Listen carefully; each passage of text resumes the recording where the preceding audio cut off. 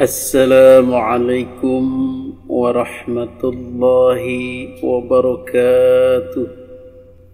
Alhamdulillahilladzi hadana lihadza wa ma kunna linahtadiya laula an hadana Allah. Asyhadu an la ilaha illallah wa asyhadu anna Muhammadan abduhu wa rasuluhu la nabiyya ba'da. Allahumma salli wa sallim wa barik ala sayyidina Muhammadin sallallahu alaihi wasallam wa ala alihi wa ashabihi ajma'in, amma ba'du.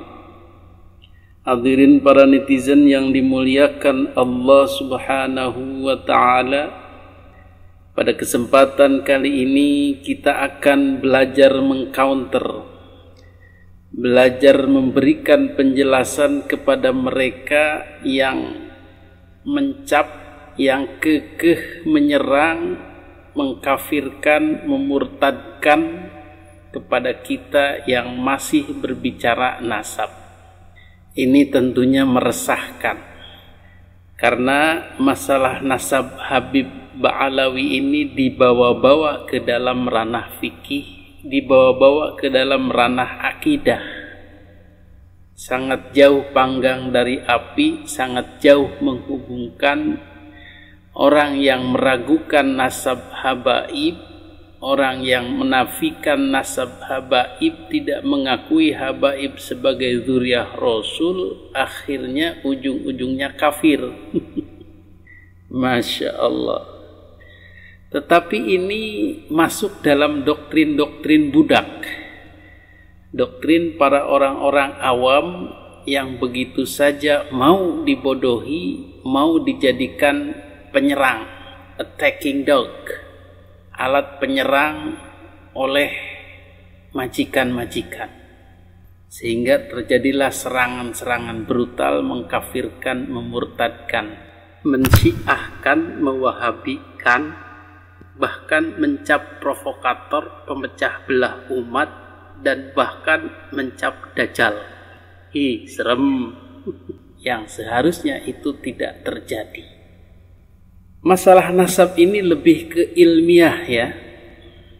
Contoh nyata adalah apa yang dialami Kiai Haji Yusuf Mubarak Banten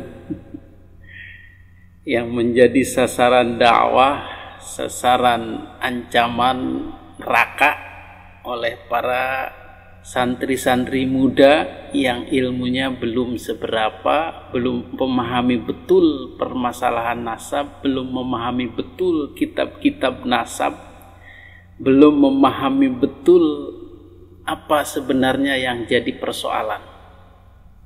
Mereka taunya Habib itu zuriyah Rasul, sudah asli 100%.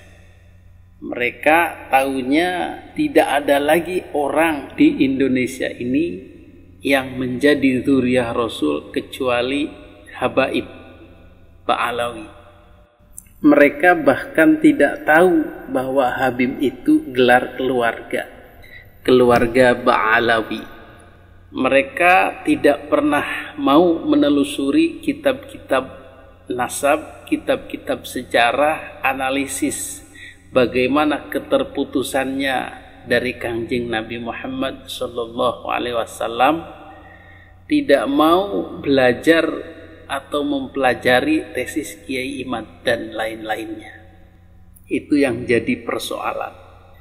Maka dengan bekal seadanya ini mereka menyerang kemana-mana, mengkafir-kafirkan, memurtad-murtadkan, menyuruh tobat, beristighfar, dan lain sebagainya seperti orang yang paling benar.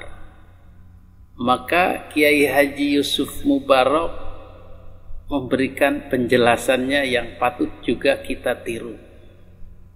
Bagaimana beliau mengcounter, menjawab begini. Ketika kita menafikan Ba'alawi atau para habaib sebagai bukan zuriyah Nabi, bukan berarti kita tidak mencintai zuriyah Nabi. Bukan berarti kita tidak cinta kepada Ahlul Bait.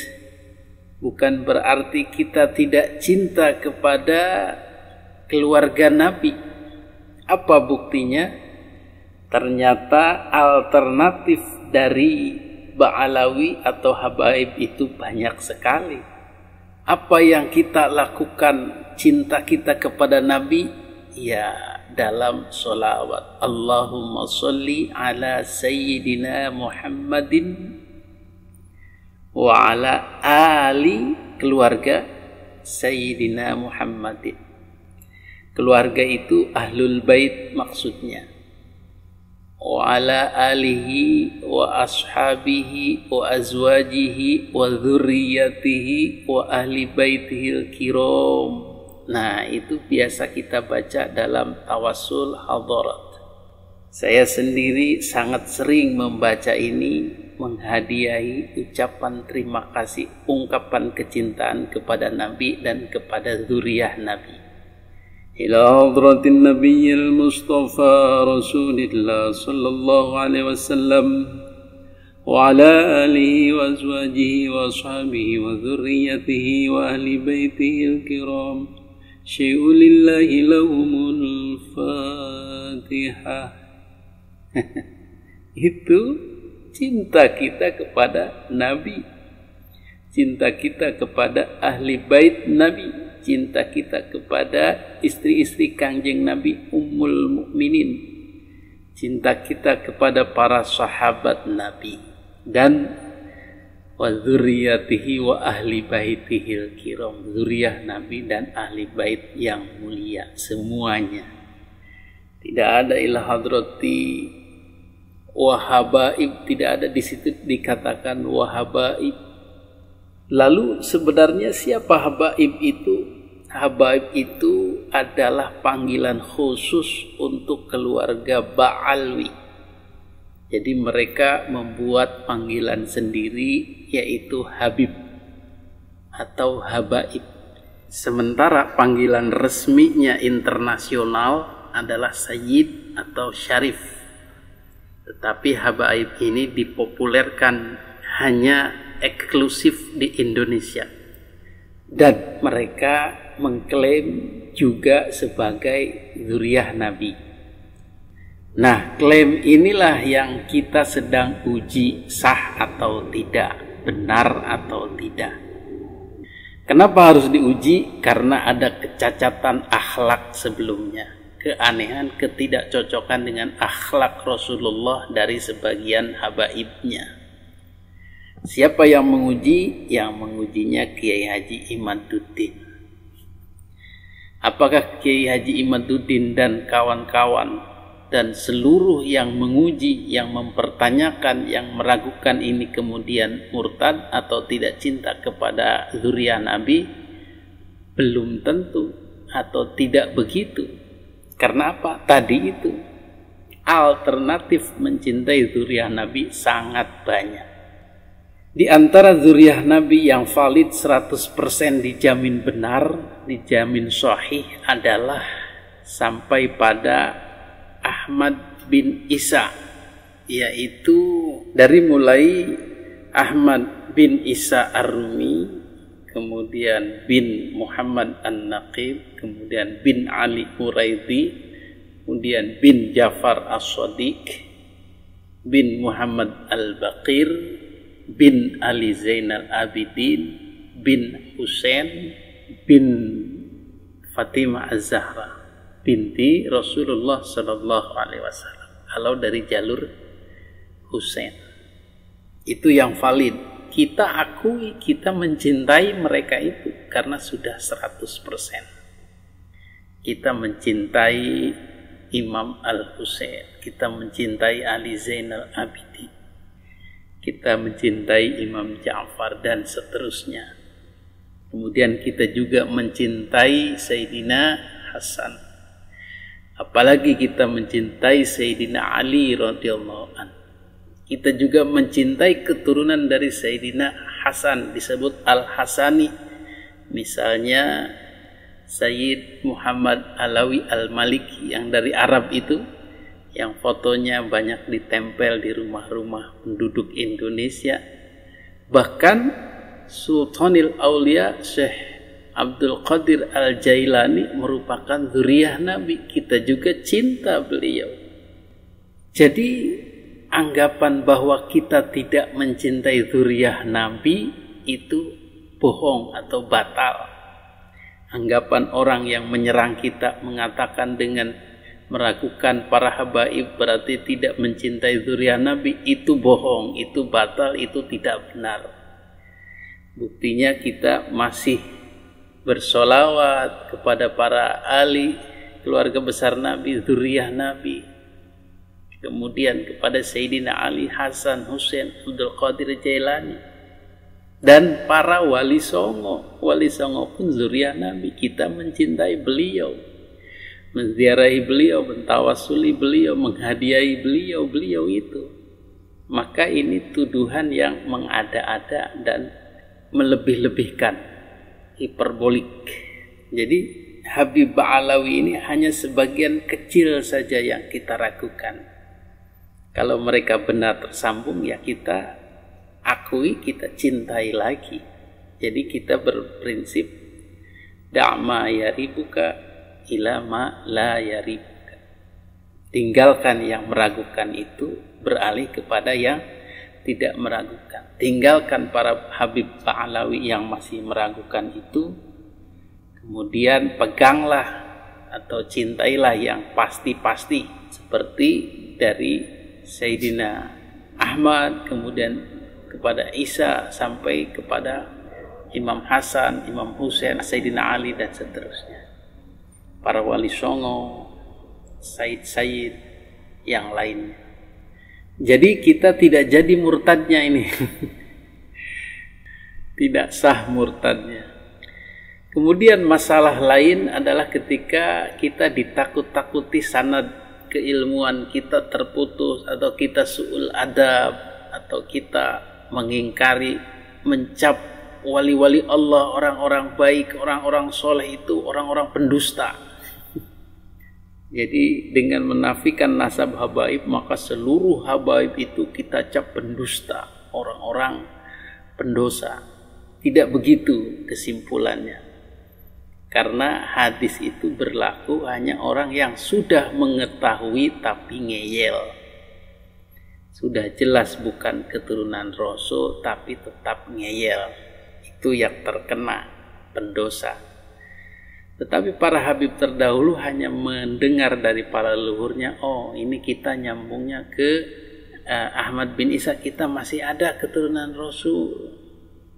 Ya sudah, mereka syuhrah wal istifallah saja, menerima apa adanya tanpa bermaksud memanipulasi. Itu lain cerita. Maka para wali-wali Allah, habib-habib yang lurus, itu tidak ada dosa bagi mereka, karena mereka tidak tahu. Yang berdosa itu yang sengaja mencantolkan, kemudian setelah diteliti, setelah dikasih tahu masih ngeyel. Maka habib-habib sekarang ketika dikasih tahu bahwa tidak tersambung tapi masih ngeyel, melakukan pembelaan, itulah nantinya mereka yang terkena hadis Nabi, ancaman dari Nabi, ancaman neraka, yang menisbahkan bukan kepada bapaknya. Kalau sudah tahu tetapi masih ngeyel.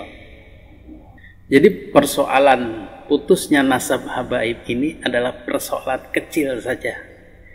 Kita masih punya banyak zuriyah Rasul untuk dicintai. Kemudian tinjauannya bukan akidah. Tidak ada hubungannya dengan akidah, kekafiran, kemurtadan dalam hal meragukan Ba'alawi ini. Ini adalah kajian sejarah, kajian pustaka, kajian buku-buku, kajian kitab, kajian data dan fakta. Jadi lebih ke teknis keduniaan, ilmu pengetahuan, bahkan kajian DNA. Dalam hal ini, karena kajiannya terbuka keilmuan, maka ilmu-ilmu dunia bisa digunakan. Walaupun DNA buatan orang kafir bisa digunakan. Walaupun kitab-kitab buatan Belanda, misalnya kitab Samsul Zohiroh karya Van der Berg, masih bisa kita gunakan. Bahkan ini digunakan Ba'alawi selama bertahun-tahun. Kenapa? Karena ini ilmu umum, kajian sejarah. Jadi tidak bersangkutan dengan akidah. Maka kalau yang mengarangnya orang kafir, berarti kita ikut kafir. Seperti buku Syamsul Dhuhirah itu, berarti Ba'alawi semua kafir. Kalau yang mengarangnya Wahabi, kita jadinya Wahabi semua. Kalau yang mengarangnya Syiah, kita jadi Syiah semua. Itu buku sejarah. Kecuali kita mengitiba atau meyakini buku tauhid akidah, ya kita harus ahlus sunnah wal jamaah. Begitu ya. Jadi jawaban-jawaban kita harus dipersiapkan untuk menangkal Syiah, untuk menangkal Wahabi, menangkal kafir, menangkal murtad, menangkal provokasi, dan lain-lain. Biasa itu ancaman dari orang-orang yang kehabisan argumen. Mudah-mudahan kita selalu diberi hidayah oleh Allah Subhanahu wa ta'ala untuk bisa membedakan mana yang hak, mana yang batil, untuk bisa lebih berhati-hati dalam hal beragama, menghindari syubhat, keraguan-raguan, agar kita lebih tenang. Hadanallahu wa iyyakum ajma'in, wabillahi taufiq wal hidayah. Assalamu alaikum warahmatullahi wabarakatuh.